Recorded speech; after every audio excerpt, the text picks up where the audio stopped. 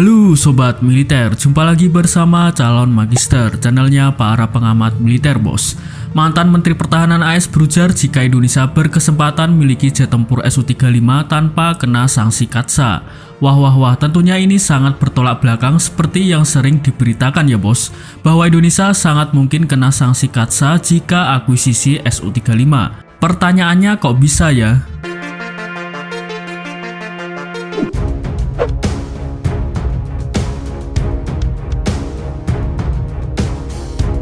Pembelian Sukhoi Su-35 jadi proses panjang yang harus dilalui Indonesia. Padahal Indonesia sudah siap menyambut datangnya Su-35.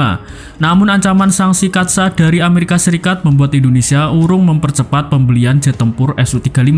Pasalnya apabila sanksi ini dijatuhkan ke Indonesia, nilai perdagangan dengan AS bisa rusak bos. Nah ini yang bikin negara-negara ketar-ketir jika mau beli produk Rusia ya bos. Padahal nilai perdagangan kedua negara mencapai lebih dari 12 miliar US dollar. Pembelian Su-35 sendiri hanya menelan biaya sekitar 1,14 miliar dolar AS. Maka pemerintah Indonesia memang harus mencermati hal ini ya bos. Katsa sendiri dibuat oleh Presiden AS Donald Trump kala Rusia menyerang Ukraina di Crimea.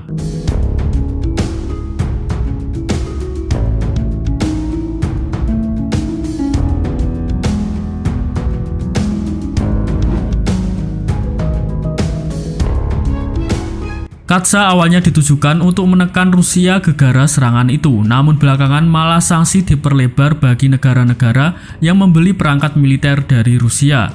Indonesia jelas keberatan dengan ancaman sanksi ini karena Jakarta tak ada sangkut pautnya dengan aneksasi Crimea dan pembelian Su-35 bersifat sebagai unsur defensif dan bukan agresor.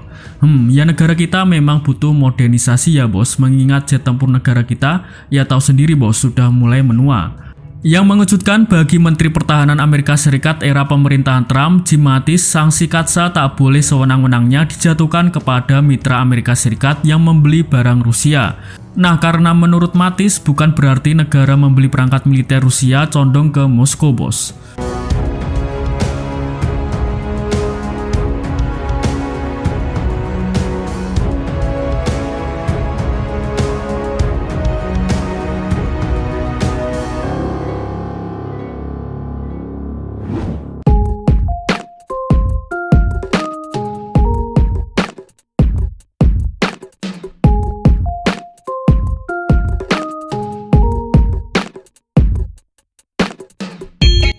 Dikutip dari military.com, maka pada 27 April 2018 lalu, di depan Komite Angkatan Bersenjata AS, Mattis mengungkapkan agar Washington memberlakukan pengecualian keamanan nasional di mana hal ini ada beberapa negara yang tak boleh dijatuhi sanksi Katsa.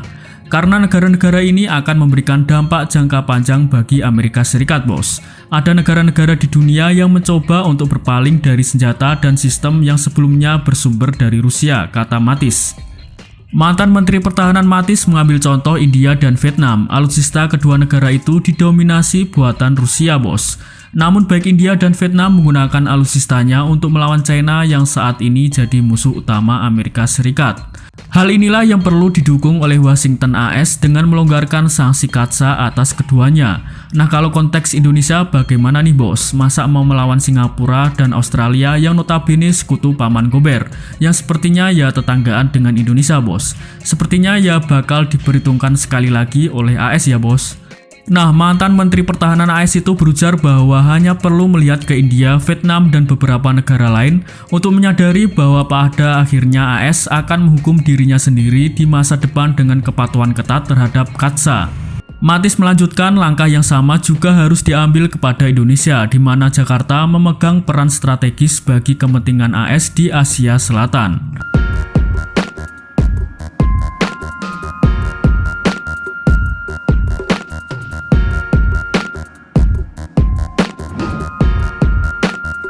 Indonesia menurut Mattis harus diberi kelonggaran memiliki jet tempur Su-35 sebagai program lanjutan Su-27 atau Su-30 TNI AU. Indonesia misalnya berada dalam situasi yang sama, mencoba beralih ke lebih banyak pesawat Amerika, sistem Amerika, tetapi mereka harus melakukan sesuatu untuk mempertahankan warisan militer mereka yang dibeli dari Rusia seperti Su-27 atau Su-30 menjadi ke Su-35 sebagai lanjutannya, kata Mattis. Namun kini pemerintah Trump telah berganti bos, maka kebijakan Amerika Serikat kepada Indonesia mengenai jet tempur Su-35 tak menutup kemungkinan berubah dari boleh menjadi tidak boleh.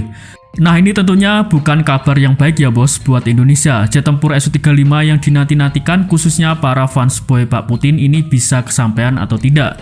Nah bagaimana menurut pendapat kalian sebagai para pengamat militer abal-abal?